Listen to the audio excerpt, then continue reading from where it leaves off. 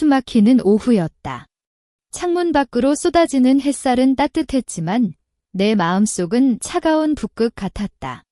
남편, 민주는 요즘 눈에 띄게 이상했다.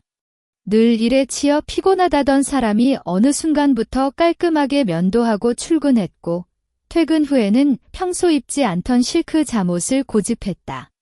잦은 야근과 출장으로 지쳐 낡아빠진 가장의 모습이 아니었다. 오히려 연애 초기에 누군가에게 잘 보이고 싶어 안달난 젊은 남자처럼 보였다. 나는 애써 그의 변화를 긍정적으로 해석하려 했지만 이성은 이미 경고음을 울리고 있었다. 여보, 오늘 점심은 뭐 먹었어요? 회사 근처에 새로 생긴 파스타집 가봤어요. 내가 평소처럼 밝게 묻자 민주는 신문을 덮지도 않은 채 대충 대답했다. 응, 그냥 구내식당. 당신 신경 쓸 것 없어. 그러고는 신문 속으로 다시 얼굴을 파묻었다. 그의 눈동자는 신문을 읽는 것이 아니라 마치 공중의 허점을 응시하는 듯 불안하게 흔들리고 있었다. 회피. 분명한 회피였다. 우리의 대화는 이제 피상적인 안부 이상을 넘어서지 못했다. 그날은 민준이 지방 출장을 간다며 새벽같이 집을 나선 날이었다. 텅 빈 집에서 나는 숨막히는 침묵과 마주했다. 습관처럼 그의 서재에 들어가 어지럽혀진 책상 위를 정리하기 시작했다. 그리고 보았다. 코너에 아무렇게나 던져진 그의 가죽 서류 가방. 늘 잠금 장치까지 단단히 잠가두던 가방이었는데 오늘은 유독 지퍼가 반쯤 열려 있었다. 청소기를 돌리려다 멈칫했다. 저 가방 안에는 분명 내가 알면 안 될 무언가가 들어있을 것만 같았다. 아니, 반드시 들어있어야 했다. 그래야 이것잡을 수 없는 의심을 끝낼 수 있을 테니까. 가슴은 미친 듯이 뛰기 시작했다. 마치 심장이 목구멍으로 튀어나올 것만 같았다. 숨을 들이쉬고 내쉬는 것조차 고통스러웠다. 나는 조심스럽게 가방 지퍼를 끝까지 열었다. 서류들과 노트북, 그리고 그의 지갑 옆에 작은 플라스틱 병 하나가 굴러다니고 있었다. 보통의 약병 크기, 불투명한 하얀색 용기. 거대는 영어로 알 수 없는 제조사 이름과 함께 선명하게 적힌 단어. 엘유브라이시엔티 주날제. 순간 온몸에 피가 역류하는 것 같았다. 머리가 핑 돌았다. 나는 그 병을 조심스럽게 꺼내 들었다. 차가운 플라스틱의 감촉이 손가락을 타고 심장까지 전해져 왔다. 윤활제. 이성적인 상황이라면 남편이 출장 중에 필요한 의료용품일 수도 있고 하다못해 기계 정비에 쓰는 용도일 수도 있다. 하지만 나는 알고 있었다. 그가 기계공이 아니라는 것을. 그리고 이 윤활제가 어떤 용도로 쓰이는지 나는 수많은 드라마와 영화를 통해 그리고 결혼 생활을 통해 본능적으로 알고 있었다. 가장 치명적인 것은 이 병이 서재도 화장실도 아닌 출장용 서류 가방 깊숙한 곳에서 발견되었다는 사실이었다.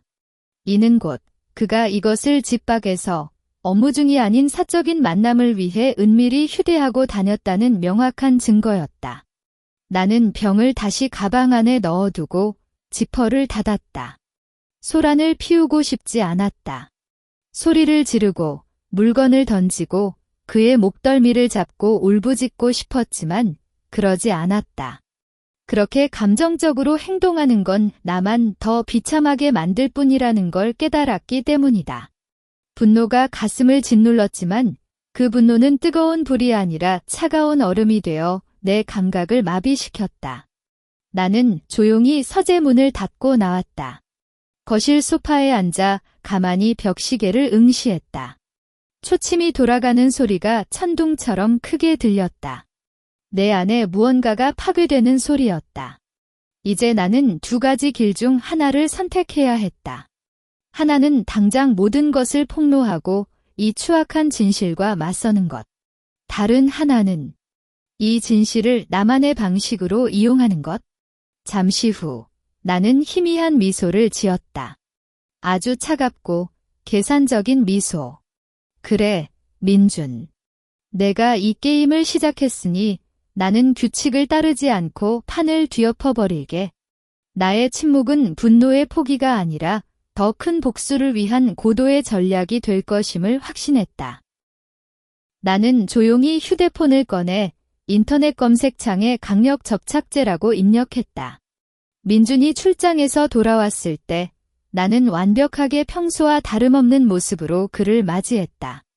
현관문이 열리고 그의 익숙한 구두 소리가 들리자마자 나는 환한 미소를 지으며 달려나갔다. 여보, 잘 다녀왔어요. 출장 피곤하지 않았어요. 목소리는 마치 걱정하는 아내의 그것이었다. 완벽했다. 스스로도 소름이 끼칠 만큼. 민주는 약간 놀란 듯 했다. 그는 내가 이렇게 다정하게 굴어대는 것에 익숙하지 않았다. 최근 몇 달간 우리는 대화보다는 침묵에 익숙해져 있었기 때문이다. 그의 눈빛은 순간 당혹감과 함께 희미한 죄책감으로 흔들렸다. 그 찰나의 흔들림을 나는 놓치지 않았다. 그것이야말로 내 복수의 연료였다. 수고했어. 별로 안 피곤해. 보고서 정리 좀 하느라 늦었어. 그의 말이 거짓임을 알았다. 그의 셔츠에는 출장지에서 흔히 맡을 수 있는 흙이나 먼지 냄새 대신 값싼 레스토랑에서 나는 기름진 음식 냄새와 섞인 달콤하고 낯선 향수 냄새가 희미하게 배어 있었다. 여성의 향수. 그가 아닌 다른 누군가의 채취가 섞인 냄새. 그 지독한 증거 앞에서 나는 코를 킁킁거리며 냄새를 맡는 대신 더 활짝 웃어 보였다. 와, 여보 냄새 좋다. 오랜만에 풀 세팅하고 오셨네. 역시 우리 남편은 정장 입을 때가 제일 멋있어. 민주는 어색하게 넥타이를 매만졌다. 내가 눈치채지 못했다고 안심하는 동시에 자신을 속이는 아내에 대한 얕은 죄책감도 느끼고 있을 터였다. 나는 그를 더욱 편안하게 해주기로 했다. 그것이 이 게임의 첫 번째 규칙이었다. 절대 눈치채게 하지 마라. 자, 어서 씻고 나와요. 내가 당신이 좋아하는 갈비찜 해놨어요. 이 시간에 먹으면 안 되는데 출장 다녀왔으니까 특별히. 저녁 식사는 그 어느 때보다 평화로웠다. 나는 그의 출장 이야기를 경청하는 좋은 아내 역할을 충실히 수행했다. 그는 회사 이야기, 거래처 이야기, 그리고 피곤했다는 이야기로 자신을 포장했다. 그의 모든 말이 내게는 칼날처럼 날아왔지만 나는 그 칼날들을 능숙하게 피하며 오히려 그의 접시에 갈비찜을 올려주었다. 자, 마음껏 먹어. 이 평화가 내가 누릴 수 있는 마지막 만찬일 테니까. 내가 싸우지 않기로 결정한 이유는 명확했다. 감정적인 소라는 내가 원하는 것을 가져다 주지 못한다. 나는 이 결혼 생활의 잔해 속에서 가장 큰 이익을 취하고 싶었다. 단순히 이혼 소송을 걸어 위자료를 받아내는 것 이상으로 그가 겪어야 할 정신적, 사회적 고통을 극대화하고 싶었다. 분노를 에너지 삼아 나는 냉정하게 계획을 세우기 시작했다. 내 전략은 완벽한 범죄였다. 민준이 바람을 피웠다는 증거를 확보하는 건 이미 윤활유병 하나로 충분했다. 이제 중요한 건 내가 아닌 다른 요인으로 인해 그가 자멸하게 만드는 것이었다. 그리고 그 중심에는 당연히 그 윤활유병이 있어야 했다. 잠자리에 들 시간, 민주는 내게 등을 돌리고 누웠다. 잠든 척하는 그의 깊은 숨소리가 들려왔다. 나는 조용히 침대에서 일어나 거실로 향했다. 냉장고에서 시원한 물을 꺼내 마시며 다시 생각했다. 그 병을 발견한 순간 내 안에서 솟아오른 분노와 배신감은 나를 완전히 다른 사람으로 만들어 놓았다. 나는 이제 더 이상 남편에게 헌신하는 평범한 아내가 아니었다. 나는 복수를 집행하는 심판자였다. 누굴까? 대체 누구와 함께 그런 짓을 벌이는 걸까? 나는 다시 한번 그의 가방 속 윤활유병을 떠올렸다. 집 밖에서 주로 사용했다는 뜻. 하지만 남편의 패턴과 우리의 환경을 고려했을 때 외부의 여성이 아닌 우리 집에 드나드는 사람이거나 혹은 이 집 안에 있는 사람일 가능성도 배제할 수 없었다. 나는 눈을 감았다. 그리고 머릿속에 떠오르는 한 인물을 지울 수 없었다. 바로 우리 집에서 출퇴근하며 살림을 돕는 필리핀 출신의 가정부, 마리였다. 마리는 20대 후반의 건장하고 활발한 여성이었다. 최근 들어 민주는 마리에게 유독 친절했고 마리 역시 민준에게 지나칠 정도로 부침성이 좋았다. 내가 집에 없을 때 이 두 사람이 무슨 짓을 벌였을지 상상하는 것은 괴로웠지만 이제는 그 괴로움이 복수의 불씨가 되었다. 나는 창밖의 어둠을 응시했다. 밤은 나의 편이었다.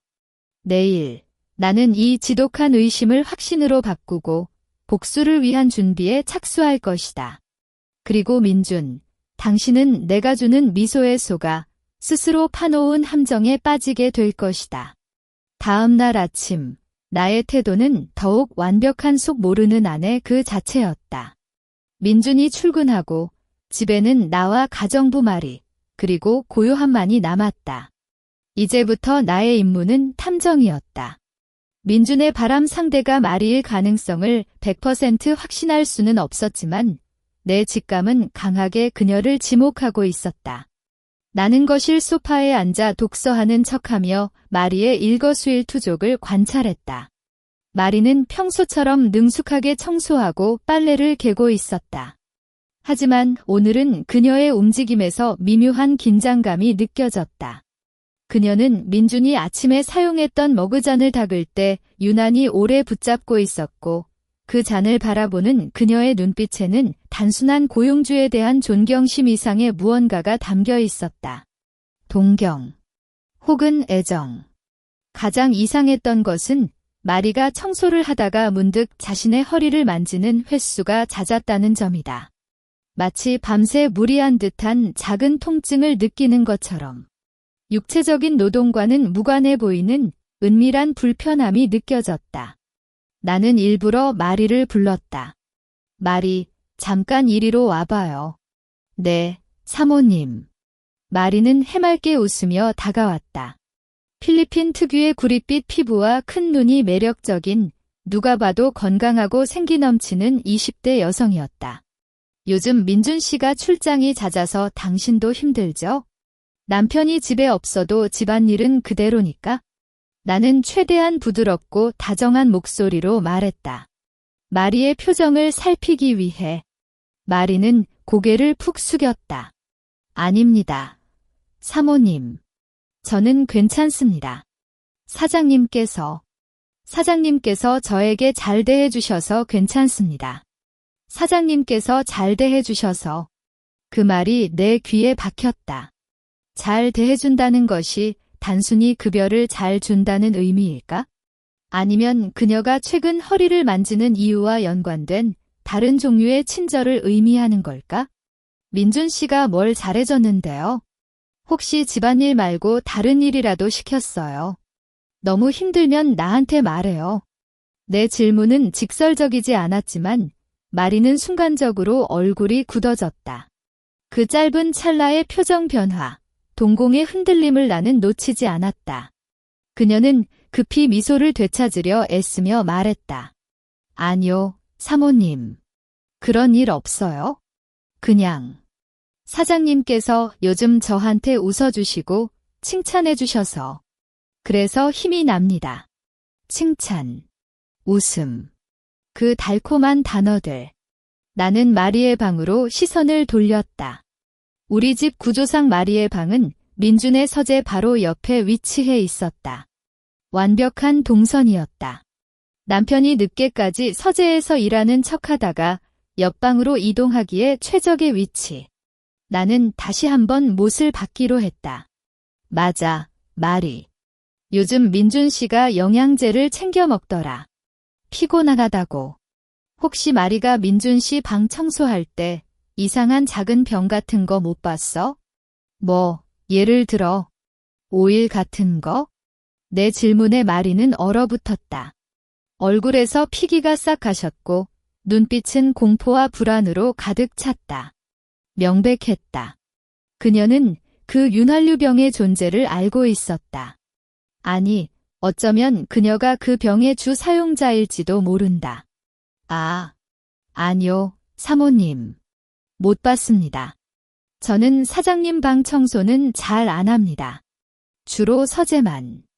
마리는 급히 말을 더듬으며 변명했지만 이미 늦었다. 그녀의 반응 자체가 가장 확실한 증거였다. 나는 아무렇지도 않게 고개를 끄덕였다. 그래요. 혹시라도 보면 나한테 알려줘요. 민준 씨가 워낙 덤벙거려서. 그럼 청소 마저 해요. 마리는 서둘러 몸을 돌려 부엌으로 향했다. 그녀의 어깨는 잔뜩 움츠러들었고 움직임은 아까보다 훨씬 더 불안정해 보였다. 나는 이제 확신했다. 내 남편은 이 집에서 내가 고용한 가정부와 외도를 저질렀다. 배신감은 증오로 변했고 증오는 복수의 정당성으로 포장되었다. 나는 조용히 자리에서 일어나 집을 나섰다. 이제 퍼즐은 완성되었다. 남은 것은 치명적인 교체를 위한 도구를 확보하는 일뿐이다. 목적지는 철물점이었다. 가장 강력한 접착제를 사러. 나는 집을 나섰다. 평소 쇼핑하러 가던 백화점 대신 나는 낯선 동네의 허름한 철물점을 향했다. 마치 임무를 수행하는 비밀 요원처럼 내 발걸음은 빠르고 단호했다. 철물점에 들어서자마자 퀴퀴한 먼지 냄새와 공구 특유의 강한 금속성 냄새가 코를 찔렀다. 나는 주위를 두리번거리며 최대한 눈에 띄지 않으려 노력했다. 점원에게 다가가 최대한 태연한 척, 마치 가구를 고치기 위해 필요한 것처럼 물었다. 아저씨, 혹시 아주 강력한 접착제 있나요? 순간 접착제 같은 거요? 나무 같은 걸 단단히 붙일 수 있는 거요? 점원은 낡은 작업복 차림으로 무심하게 손가락으로 한쪽 코너를 가리켰다. 순간 접착제는 저쪽에 많아요. 요즘 나오는 것들은 접착력이 아주 좋아요. 물건 한 번 붙이면 절대 안 떨어져요. 절대 안 떨어져요. 그 말이 내 귀에 박혔다.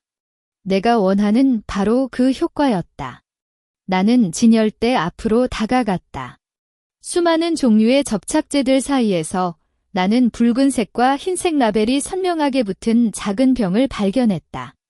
500이 강력 순간 접착제, 500이 슈퍼글루. 이름부터 강력함이 느껴졌다. 나는 병을 집어들었다. 라벨에 적힌 경고, 문구가 눈에 들어왔다. 피부에 닿으면 즉시 굳어질 수 있으니 주의하십시오. 나는 순간 접착제를 손에 쥐고 차가운 미소를 지었다. 바로 이거다. 윤활유와 완벽하게 닮은 점성을 가진, 그러나 그 목적은 정반대인 치명적인 물질.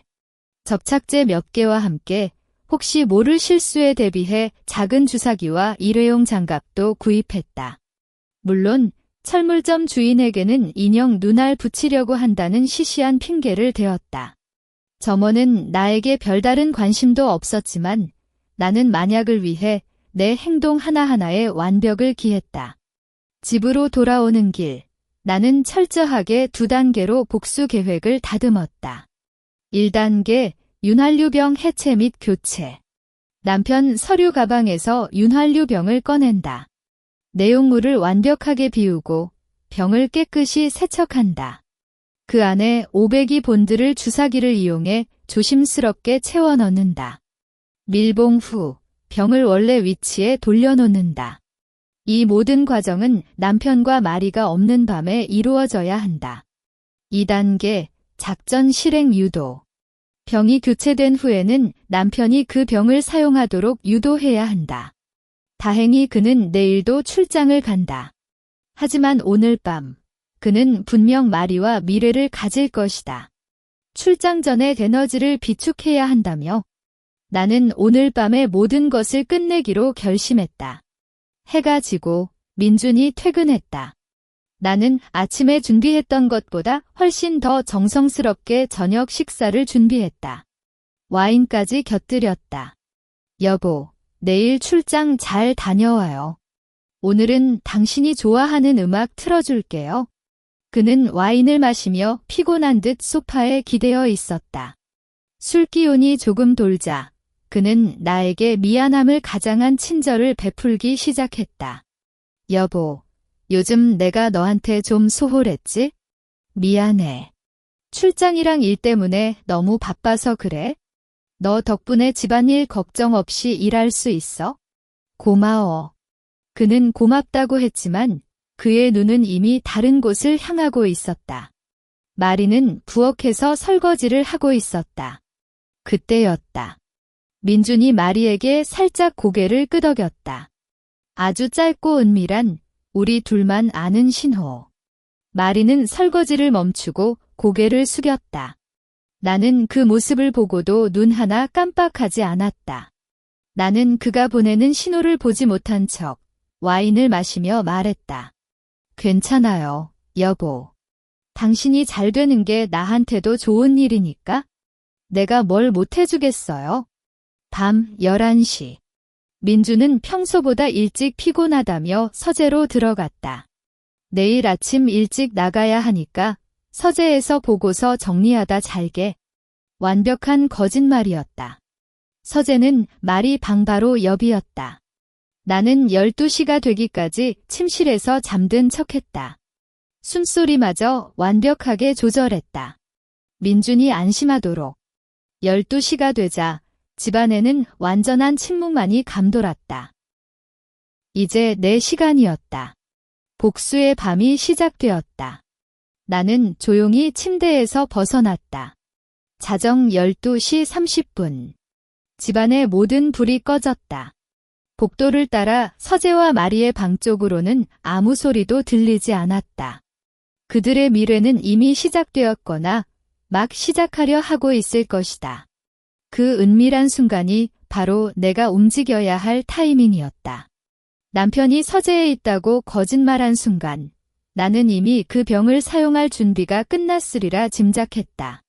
하지만 나는 서재가 아닌 주방 싱크대 아래에 숨겨둔 나의 도구 상자로 향했다. 숨겨둔 500이 본드와 주사기, 그리고 비닐 장갑을 챙겼다. 내 심장은 여전히 미친 듯이 뛰고 있었지만 놀랍게도 손은 떨리지 않았다. 냉정함이 모든 감각을 지배하고 있었다. 조심스럽게 민준의 서류 가방이 있는 거실로 돌아왔다. 가방은 소파 옆에 놓여 있었고 지퍼는 어제처럼 완전히 잠겨 있지 않았다. 나는 장갑을 끼고 가방의 지퍼를 완전히 열었다. 어둠 속에서도 익숙한 하얀색 플라스틱 병이 눈에 들어왔다. 루브라이켄트. 나는 그 병을 꺼내 들었다. 무게감이 느껴졌다. 꽤 많은 양이 남아있는 듯했다. 병을 들고 화장실로 향했다. 변기의 내용물을 모두 비웠다. 끈적한 액체가 물에 섞이는 소리가 너무 크게 들릴까 봐 수도꼭지를 아주 약하게 틀어 물이 흐르는 소리를 배경음처럼 만들었다. 병이 완전히 비워지자 나는 따뜻한 물로 병 내부를 꼼꼼하게 세척했다. 오일 잔여물이 단 1%라도 남아있어서는 안 되었다. 깨끗이 닦아낸 후 헤어드라이어로 내부를 완전히 건조시켰다. 이 모든 과정에 15분이 소요되었다. 이 짧은 시간이 내 인생에서 가장 길고 치밀한 시간이었다. 이제 본드를 채워 넣을 차례였다. 나는 500이 본드의 뚜껑을 열고 주사기를 이용해 맑고 투명한 액체를 빨아들였다. 순간 접착제 특유의 강한 화학 냄새가 코를 찔렀지만 나는 개의치 않았다. 이 냄새가 바로 나의 복수의 냄새였다. 주사기에 담긴 본드를 윤활유 병에 조심스럽게 주입하기 시작했다. 병의 모양과 크기는 윤활유와 완벽하게 동일했다. 심지어 내용물의 점성도 겉으로 보기에는 큰 차이가 없었다. 500이 본드는 끈적한 점액질이 아닌 투명한 액체 형태였기 때문이다. 나는 병의 90% 정도를 접착제로 채웠다. 원래 양과 비슷하게 맞추기 위해서였다. 마지막으로 뚜껑을 단단히 닫고 혹시라도 병 겉면에 접착제가 묻어있지 않은지 다시 한번 꼼꼼히 확인했다. 내가 만진 흔적, 냄새, 모든 것을 지워야 했다. 나는 완성된 치명적인 병을 민준의 서류 가방, 정확히 원래 그 병이 놓여있던 자리에 되돌려 놓았다. 가방 지퍼를 닫는 순간 내 손끝에서 묵직한 만족감이 느껴졌다. 완벽했다. 남편은 출장 가방에 윤활유를 챙겼다고 생각할 것이다. 마리는 그것을 사용할 준비가 되어 있을 것이다. 그리고 그들은 예상치 못한 고통과 마주하게 될 것이다. 다시 침실로 돌아와 옷을 벗고 이불 속으로 들어갔다. 새벽 1시가 막 넘어가고 있었다. 나는 잠을 청할 수 없었다. 눈을 감고 누워 머릿속으로 시뮬레이션을 돌렸다. 그들은 서재나 마리의 방에서 미래를 시작할 것이다. 어둠 속에서 흥분에 휩싸여 그들은 의심 없이 병을 집어들 것이다. 남편이든 마리든 둘 중 하나가 내용물을 덜어낼 것이다. 그때까지는 아무 문제도 없을 것이다. 하지만 접착제가 피부에 닿아 공기와 접촉하는 순간 그들의 은밀한 행동은 끔찍한 파국을 맞이할 것이다. 나는 뼈아픈 배신감을 느꼈던 그 순간을 떠올렸다. 그리고 이제 곧 그들이 겪게 될 공포와 고통을 상상했다. 죄는 짓는 순간부터 대가를 치러야 한다. 나는 기다렸다. 숨소리마저 멈춘 채 초침 소리에 귀 기울였다. 서재 쪽에서 작은 소리조차 들려오지 않았다. 너무 고요해서 마치 세상에 나와 나만이 존재하는 것 같았다. 그리고 새벽 2시 15분. 갑작스럽게 집 전체를 뒤흔드는 비명소리가 터져나왔다.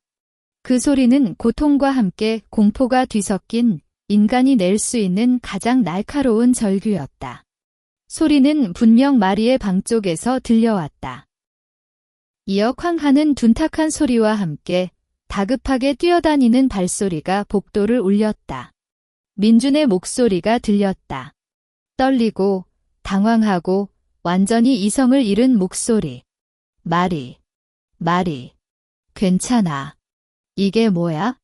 젠장, 대체 왜 이러는 거야? 나는 이불을 박차고 일어났다. 이제부터는 나의 연기가 시작될 차례였다. 나는 잠에서 막 깬 상황을 전혀 모르는 순진한 아내의 얼굴을 하고 문을 열었다. 새벽 2시 15분, 마리의 절규는 집 전체를 얼어붙게 만들었다. 그 소리는 너무나 날카롭고 절박해서 마치 심장이 멎을 것만 같았다. 그리고 그 소리의 직후 민준의 혼비백산한 목소리가 복도를 가로질러 찢어졌다. 마리, 움직이지 마. 대체 무슨 일이야? 나는 이불을 박차고 일어섰다. 내 몸은 이미 연기를 시작하고 있었다. 민준. 무슨 일이야? 도대체 무슨 소리야? 나는 잠이 덜 깬 듯 흐트러진 머리를 한 채 눈을 비비며 문을 열었다. 민준은 마리의 방문 앞에서 완전히 공황 상태에 빠져 있었다. 그는 셔츠 단추를 채우는 것도 잊은 채 바지만 입은 채 서 있었는데 그의 얼굴은 창백하다 못해 푸르스름한 빛을 띠고 있었다. 손은 불안하게 떨리고 있었다. 여보. 아무것도 아니야. 마리가 발을 헛디뎌서 넘어진 것 같아. 그는 더듬거리며 말했지만 그가 숨기려는 공포는 그의 눈빛에서 숨길 수 없었다. 나는 그를 지나쳐 마리의 방 안을 들여다보았다. 방 안은 이미 아수라장이었다.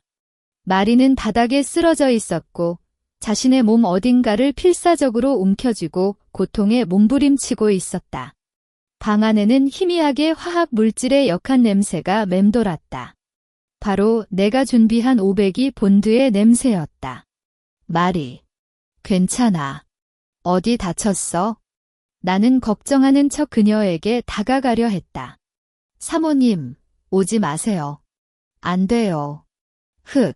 아파요. 너무 아파요. 마리는 울부짖으며 몸을 뒤로 젖혔다. 그녀는 필사적으로 자신의 치부를 가리려 했지만 이미 끔찍한 상황이 벌어졌음을 직감할 수 있었다. 민주는 다급하게 내 팔을 붙잡았다. 여보, 당신은 들어오지 마. 내가 처리할게. 마리, 정신 차려. 내가 119 부를게. 119. 그냥 넘어졌을 뿐인데 119를 부르겠다고? 나는 눈을 동그랗게 뜨고 그를 바라보았다. 민준 씨, 마리가 다리를 삐끗한 거라면 내가 연고라도 발라줄 수 있어요. 왜 이렇게 허둥대세요? 나의 침착함은 오히려 민준을 더욱 불안하게 만들었다. 그는 내가 그들의 바람길을 알지도 못하고 지금 벌어진 일이 단순한 사고라고 믿게 하고 싶었던 것이다.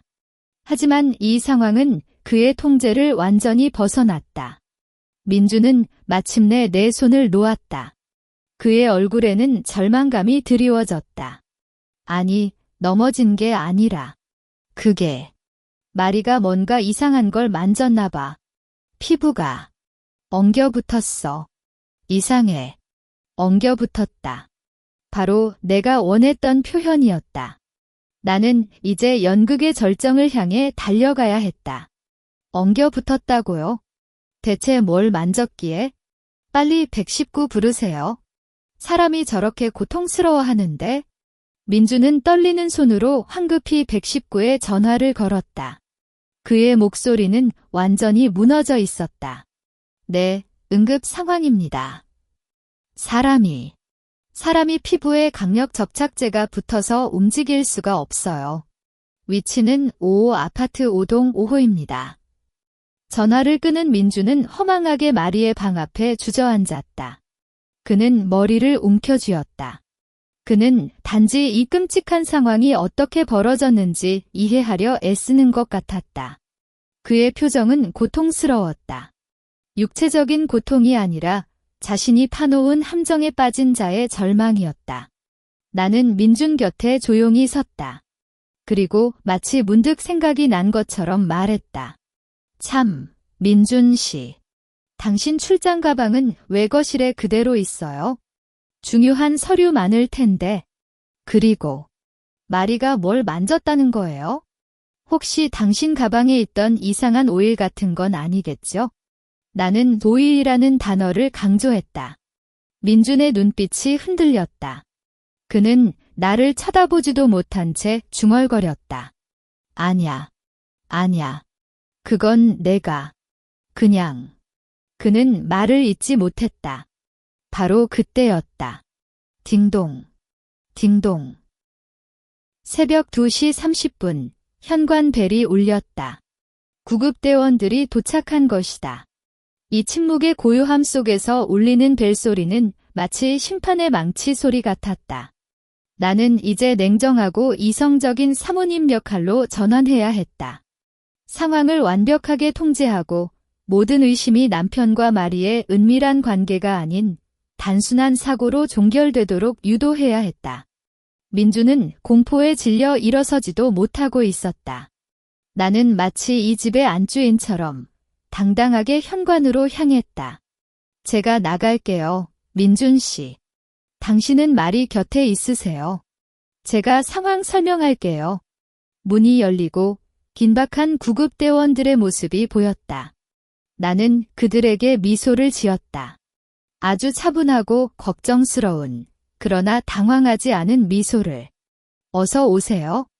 제 가정부가 크게 다쳤어요. 방금 뭔가를 만졌는데. 나는 연극의 다음 악을 시작했다. 구급대원들이 마리를 응급실로 이송하는 과정은 긴박했다. 마리는 고통 때문에 의식이 희미해졌고 구급대원들은 그녀의 피부에 달라붙은 물질을 확인하며 연신 놀라움을 금치 못했다. 나는 그들을 따라 구급차에 오르지 않았다. 대신 응급실까지 운전해야 하는 민준을 챙겼다. 민준 씨, 정신 차리세요. 지금 당황할 때가 아니에요. 마리가 이렇게 된 건 순전히 사고잖아요. 우리는 최대한 침착하게 병원에서 상황을 설명해야 해요. 민주는 마치 망령처럼 멍한 눈빛으로 나를 바라보았다. 그는 핸들을 잡고 있었지만 손은 심하게 떨리고 있었다.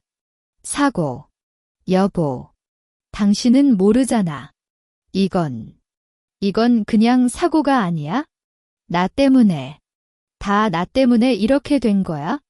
그의 자백 같은 중얼거림에 나는 속으로 환호했지만 겉으로는 걱정스러운 아내의 모습을 유지했다. 무슨 소리예요? 당신이 마리한테 뭘 잘못했어요? 당신이 무슨 연유로 그렇게 자책하는지 난 도통 모르겠어요. 나는 그의 죄책감을 자극하면서도 모든 것을 미스터리로 덮어씌웠다. 그는 내가 진실을 전혀 모르고 있다고 확신해야 했다. 그래야 그는 스스로의 공포 속에서 더 깊이 침잠할 테니까. 응급실에 도착했을 때 마리는 이미 처치실로 옮겨진 상태였다. 민주는 대기실 의자에 주저앉아 머리를 감싸 쥐었다. 주변의 시선은 모두 우리에게 쏠려 있었다. 새벽 3시가 넘은 시간에 가정부를 데리고 응급실에 나타난 부부. 게다가 가정부는 온몸의 일부가 들러붙은 기이한 상태. 의사가 응급실 입구로 나왔다. 나는 재빨리 일어나 의사에게 다가갔다. 민주는 여전히 앉은 자리에서 움직이지 못하고 있었다. 마치 모든 에너지를 소진한 것처럼. 선생님, 저희 가정부 마리 상태는 어떻습니까? 대체 무슨 일이에요? 혹시 치명적인 건 아니겠죠? 의사는 심각한 표정이었다. 일단 생명에는 지장이 없습니다. 하지만 매우 강력한 순간적 착제입니다. 피부가 서로 달라붙었고 일부 조직 손상이 의심됩니다. 어떻게 이런 일이 벌어졌습니까? 무엇에 사용하던 물질인지 확인해야 합니다. 바로 이 순간이었다.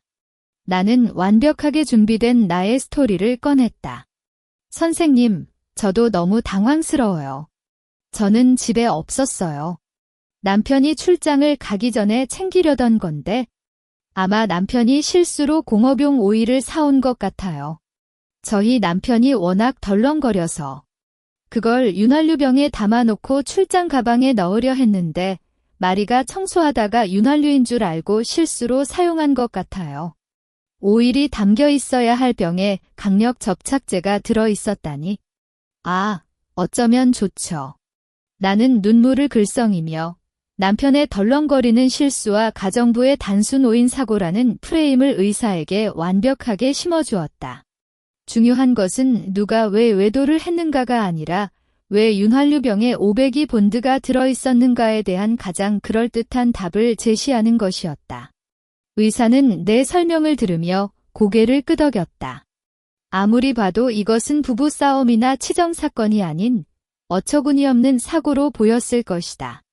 그때 민준이 자리에서 벌떡 일어났다.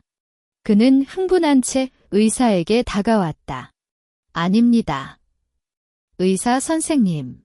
그게 오일이 아니라 사실은. 나는 민준이 입을 열기 전에 그의 팔을 강하게 붙잡았다. 그리고 그의 귀에 속삭였다. 아주 차갑고 단호한 목소리로. 민준 씨, 당신 마리한테 무슨 짓 했는지 경찰에 다 말하고 싶어요. 아니면 그냥 공업용 오일 실수로 묻은 걸로 끝내고 싶어요. 선택은 당신 몫이에요. 내 속삭임은 그의 귓가에 번개처럼 내리꽂혔다. 그는 내가 모든 것을 알고 있다는 사실을 깨달았다. 그의 눈에는 공포, 절망, 그리고 체념이 뒤섞였다. 그는 입을 다물었다. 나는 의사에게 다시 미소를 지었다. 죄송합니다. 선생님. 남편이 너무 놀라서 말이 헛나온 것 같아요.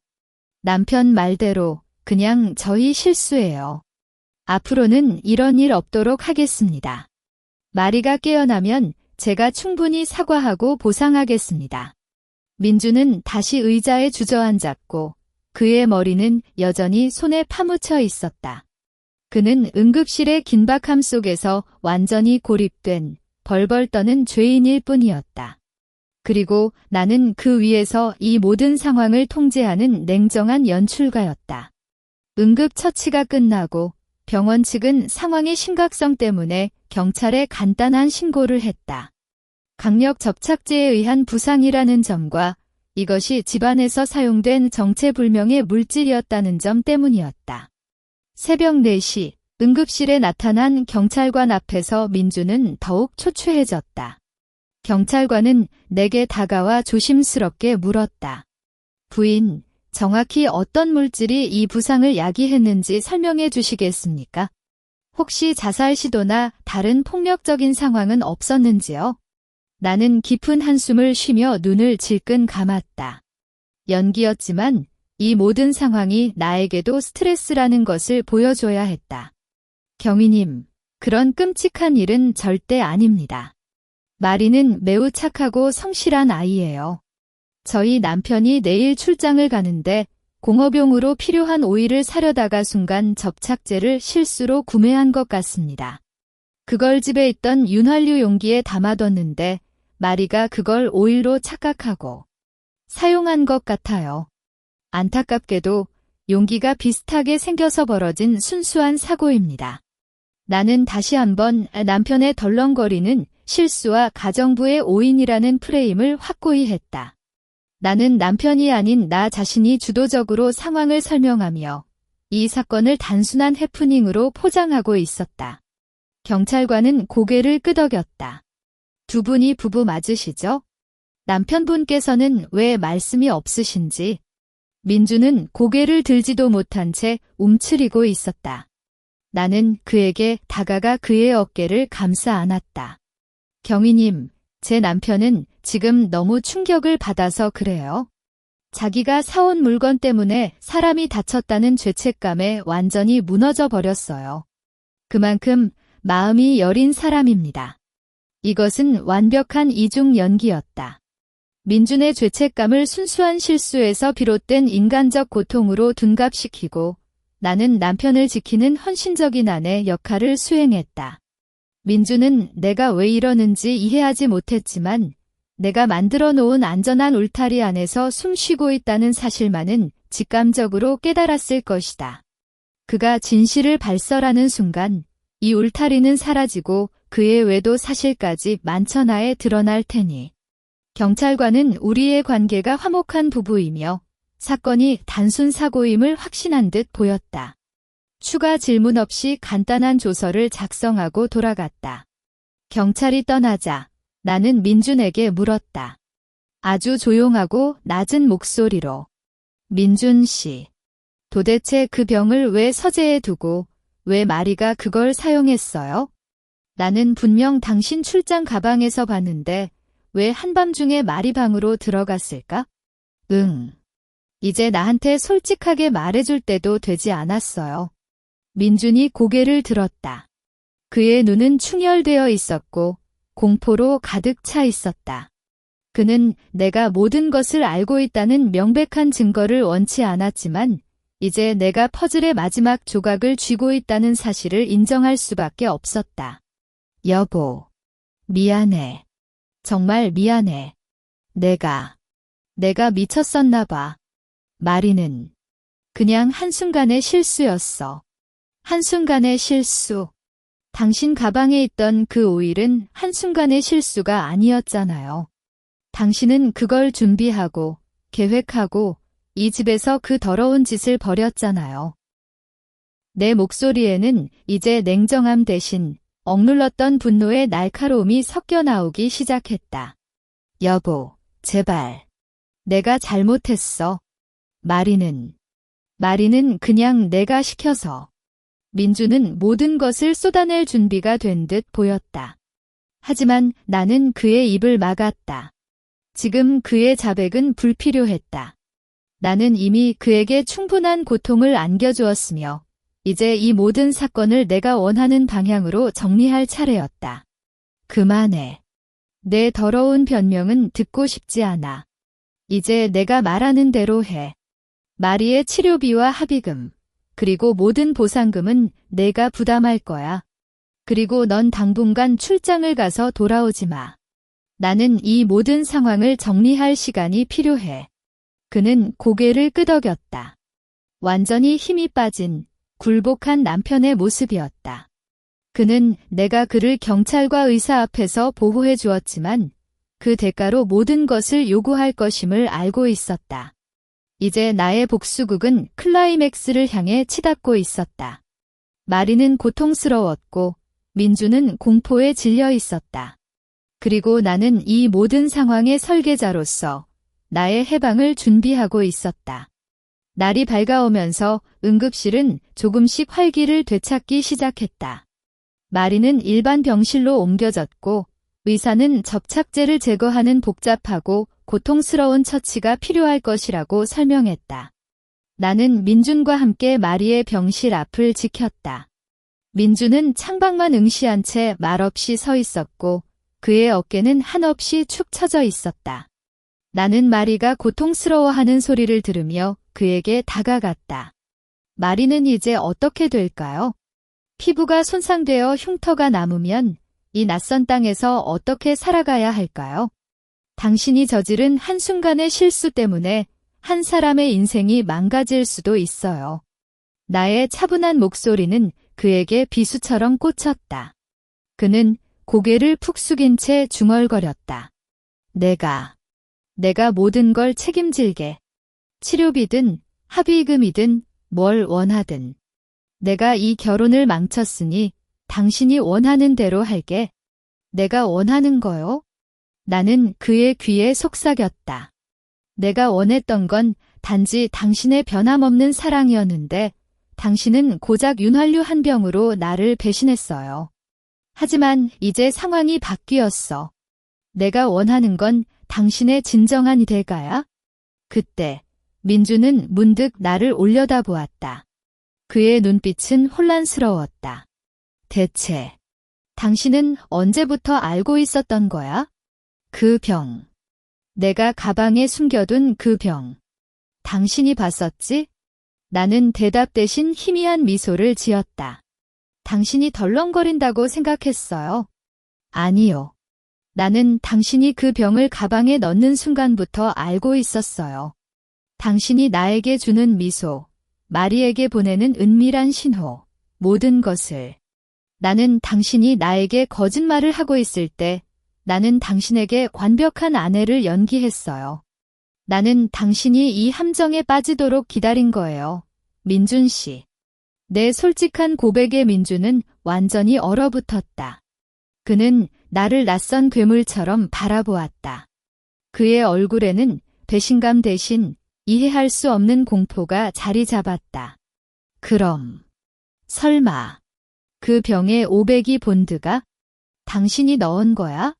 당신이. 그의 목소리는 경악으로 떨렸다. 나는 여전히 미소를 지은 채 그에게 한 걸음 더 다가갔다. 내가 그랬다고 가정해 봅시다. 당신은 나를 고소할 수 있겠어요? 당신의 외도 사실, 마리와의 불륜 관계, 그리고 이 모든 것을 당신이 먼저 계획했다는 사실까지 모두 까발려지게 될 텐데. 나는 그의 눈을 정면으로 응시했다. 민준 씨, 나는 경찰에게 말했어요. 당신이 공업용 오일을 실수로 샀다고. 나는 당신의 외도 사실을 숨겨주고 당신의 체면을 지켜줬어요. 하지만 그 대가로 당신은 이 모든 상황의 사고 책임을 져야 해요. 마리는 평생 이 고통을 잊지 못할 테니 당신도 평생 이 죄책감 속에서 살아야 할 거예요. 그는 힘없이 무릎을 꿇을 듯 주저앉았다. 당신은 악마야? 어떻게 아내라는 사람이 이런 끔찍한 짓을 할 수 있어? 악마요. 나를 악마로 만든 건 바로 당신이에요. 당신의 배신이 나를 이렇게 만든 거예요. 나는 더 이상 분노를 표출하지 않았다. 단지 차분한 사실만을 전달했다. 바로 그때 병실 문이 열리며 마리의 변호사가 들어섰다. 변호사는 심각한 표정으로 민준과 나를 번갈아 보았다. 마리가 깨어난 것이다. 그리고 이 모든 상황을 사고로 덮으려는 나의 노력에도 불구하고 마리는 이미 진실을 털어놓았을 가능성이 높았다. 나는 변호사에게 다가갔다. 변호사님, 이 모든 것은 유감스러운 사고입니다. 저희는 마리의 회복을 위해 최선을 다할 것이며 필요한 모든 법적, 금전적 보상을 약속드립니다. 나는 민준이 아닌 내가 주도적으로 변호사와 대화를 이끌었다. 민준은 여전히 병실 문 앞에서 넋을 잃고 서 있었다. 그는 이제 모든 것을 잃었다. 아내에게 배신당했고 정부는 끔찍한 고통을 겪고 있으며 그의 사회적 지위는 내가 언제 폭로할지 모르는 진실이라는 폭탄 위에 위태롭게 놓여 있었다. 나는 마지막 계획을 실행할 준비를 했다. 더 이상 이 지저분한 결혼 생활에 머무를 이유가 없었다. 나는 그에게 모든 것을 정리할 시간을 주었고 이제 나의 해방을 선언할 시간이었다. 나는 병실을 등지고 돌아섰다. 민준에게 작별 인사조차 할 필요가 없었다. 나는 병원을 나섰다. 민준은 여전히 마리의 병실 앞에서 고통과 죄책감에 짓눌려 있을 터였다. 새벽의 차가운 공기가 폐 속 깊은 곳까지 스며들었다. 나는 해가 뜨지 않은 어두운 거리를 걸었지만 내 마음속은 이제 막동이 트기 시작한 것처럼 밝고 가벼웠다. 병원 주차장에서 차를 몰고 집으로 돌아왔다. 집은 여전히 마리의 비명과 구급차 소리의 잔해가 남아있는 듯 고요하고 공허했다. 나는 침실로 곧장 향했다. 더 이상 이 집안의 가구, 민준과의 추억이 깃든 물건들의 미련을 둘 필요가 없었다. 미리 준비해둔 작은 캐리어 하나만을 꺼냈다. 내 통장의 모든 자산, 그리고 민준과의 결혼 생활을 정리하기 위해 필요한 모든 서류들이 이미 그 안에 들어 있었다. 지난 며칠간 나는 민준의 외도 증거를 확보하는 동시에 재산 분할에 유리한 모든 정보를 치밀하게 수집했다. 그의 어리석은 행동 덕분에 나는 명백한 유책 배우자의 아내가 아닌 피해자로서 이혼 소송을 진행할 수 있게 되었다. 옷을 갈아입고 나는 거실로 나왔다. 그리고 마지막으로 민준에게 전할 편지를 테이블 위에 놓았다. 편지는 길지 않았다. 핵심만 담았다. 민준에게. 당신의 실수가 낳은 결과를 처리하느라 수고했어요. 마리의 모든 치료비, 평생의 보상금, 그리고 그녀가 원하는 모든 것을 책임지세요. 변호사를 통해 정식으로 이혼 소장을 제출할 것입니다. 나는 당신의 외도 증거를 가지고 있지만 당신을 위해 공업용 오일 사고라는 명분으로 마무리 지어주겠어요. 대신 당신은 내가 요구하는 모든 재산 분할 요구에 순순히 응해야 합니다. 소란 피우지 마세요. 당신의 치부가 세상에 알려지는 순간 당신이 겪을 고통은 마리의 고통보다 더 클 테니까. 나는 이제 당신이라는 굴레에서 벗어납니다. 영원히. 잘 가세요. 나는 편지 위에 결혼 반지를 올려놓았다. 빛을 잃은 다이아몬드처럼 우리의 결혼 생활 역시 그 가치를 잃은 지 오래였다. 집을 나서기 전 나는 민준의 서재에 마지막으로 들렀다. 책상 위, 어제 그가 벗어놓았던 겉옷이 보였다. 나는 그 옷을 조용히 집어들었다. 옵기되는 마리의 낯선 향수 냄새와 오베기 본드의 희미한 화학 냄새가 뒤섞여 있었다. 그 냄새는 나에게 끔찍한 배신감을 상기시키는 동시에 성공적인 복수극의 달콤한 승리감을 안겨주었다. 나는 뒤돌아 현관문을 열었다. 문을 닫는 순간 찰칵 소리와 함께 이 집과의 연결고리가 끊어지는 듯 했다. 더 이상 아내로서의 의무도, 사랑도, 분노도 남아있지 않았다. 나는 자유였다. 주차장으로 향하는 길, 나는 숨을 크게 들이마셨다. 새로운 새벽의 공기. 민준과 마리가 겪을 고통이 나에게 어떤 후련함과 해방감을 주는지 스스로에게 솔직해졌다. 나는 끔찍한 복수를 했지만 그 복수는 나 자신을 구원하는 유일한 길이기도 했다. 나는 차에 시동을 걸고 집을 나섰다. 뒤를 돌아보지 않았다. 나의 앞에는 미지의 새로운 삶이 펼쳐져 있었다. 민주는 아마 몇 시간 후 집에 돌아와 편지를 읽을 것이다. 그는 공포와 후회 속에서 자신의 모든 것을 잃었다는 것을 깨닫겠지. 마리는 고통스러운 치료를 받으며 자신이 고용주의 아내에게 끔찍한 복수의 도구로 이용되었다는 사실을 깨달을 것이다. 나는 그들에게 마지막 일격을 가한 후 당당하게 나의 길을 떠났다. 나는 이제 누군가의 아내가 아닌 나 자신이었다. 새로운 태양이 떠오르고 있었다. 나의 해방을 알리는 빛이었다.